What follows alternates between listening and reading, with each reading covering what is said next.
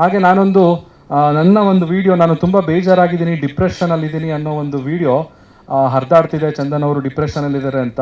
So ಅದೊಂದು ನಾನು clarity ಕೊಡಬೇಕಾಗಿತ್ತು. ಆ ವಿಡಿಯೋ ಮಾಡಿರೋದು ನಾನು 2023ನೇ ಇಸ್ವಿಯಲ್ಲಿ 2023 29 ಆಗಸ್ಟ್ 2023 ಆ ವಿಡಿಯೋನ ನಾನು ನನ್ನ ಇನ್ಸ್ಟಾಗ್ರಾಮಲ್ಲಿ ರಿಲೀಸ್ ಮಾಡಿದ್ದೀನಿ. ಅದು ನನ್ನ ಇನ್ಸ್ಟಾಗ್ರಾಮಲ್ಲಿ ಇವತ್ತಿಗೂ ಇದೆ, ನೀವು ಬೇಕಾದ್ರೆ ಹೋಗಿ ನೋಡ್ಬೋದು ಫುಲ್ ವಿಡಿಯೋ.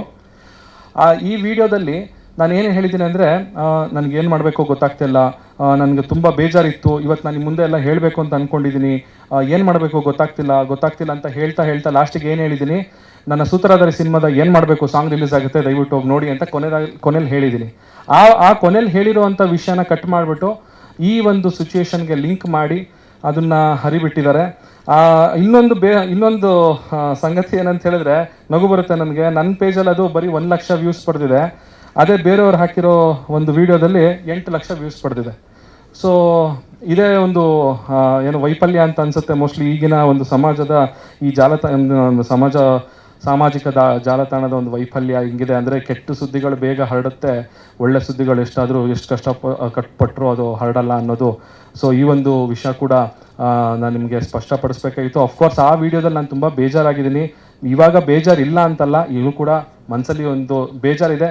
ಸ್ವಲ್ಪ ಸಮಯ ಕೂಡ ತಗೊಳ್ತೀನಿ ನಾನು ಇದರಿಂದ ಹೊರಬರಲಿಕ್ಕೆ.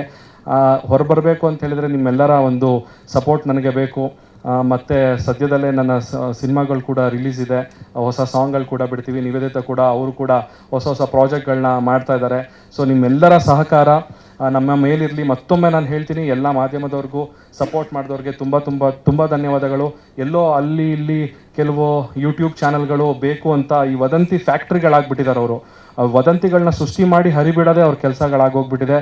ಆ ಥರದವರು ಈ ಥರ ಒಂದು ಸಿಚುವೇಶನ್ಗಳನ್ನ ಬಂಡವಾಳ ಮಾಡ್ಕೊಳ್ತಾ ಇದ್ದಾರೆ.